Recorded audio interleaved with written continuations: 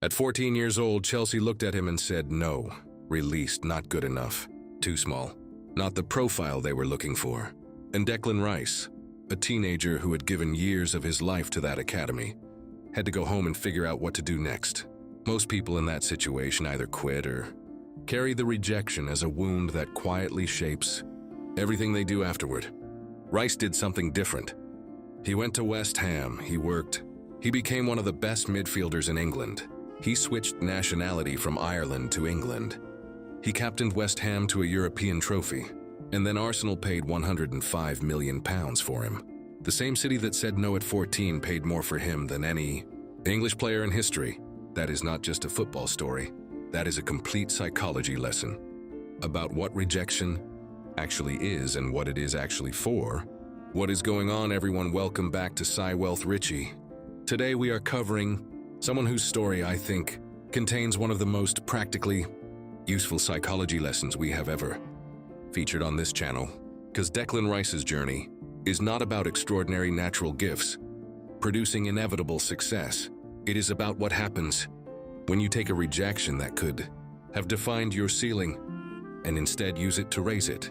If you are new here, subscribe. Now let's get into it. Declan Rice was born on January 14th, 1999 in Kingston upon Thames, London.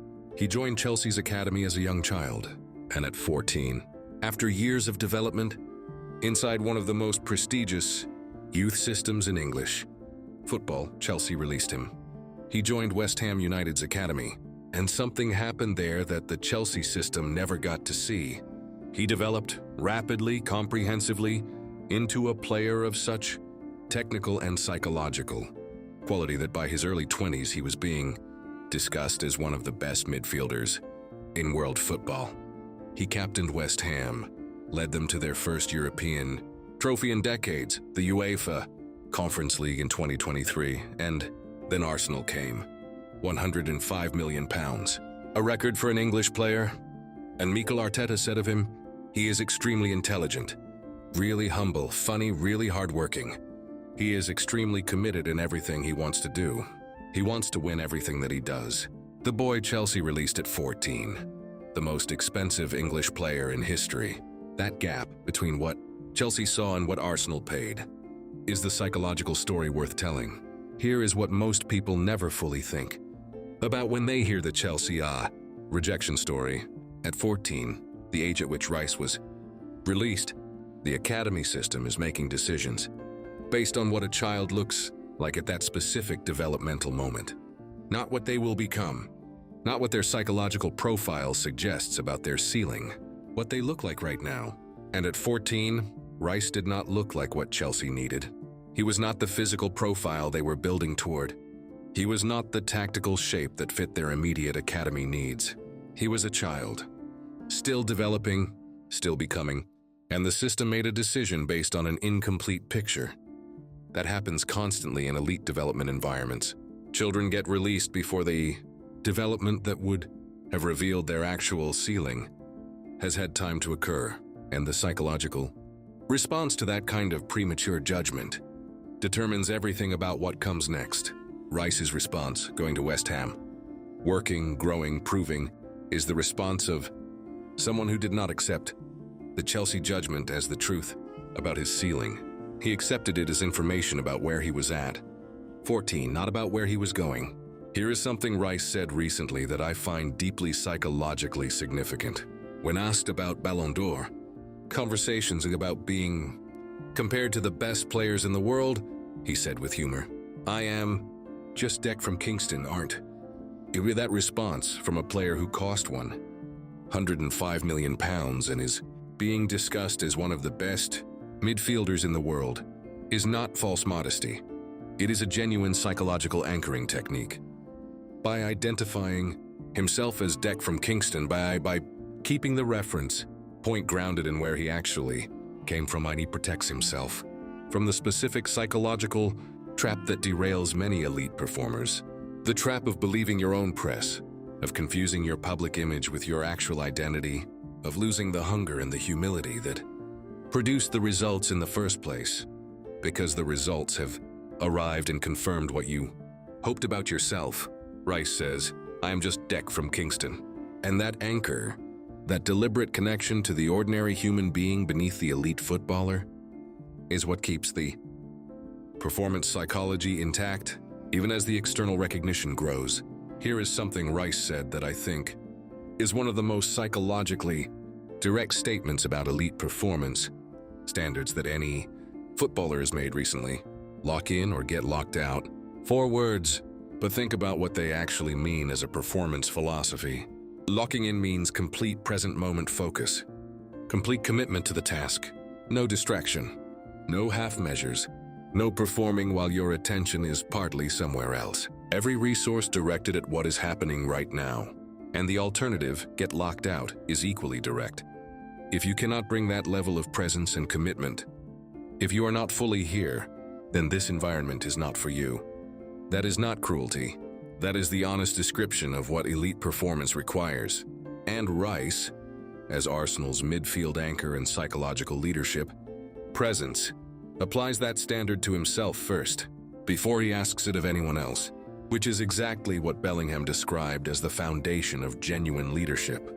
You lead with the performance first. Here is the psychological dimension of Rice's story that I think is the most instructive for anyone watching this. He said, if you want to win with Arsenal, you have to give everything. Every game is a cup final. And separately, he wants to leave a legacy. That orientation, toward legacy rather, than just performance, changes everything about the quality of daily effort. Most people perform for results. They want to win the match, earn the contract, receive the recognition.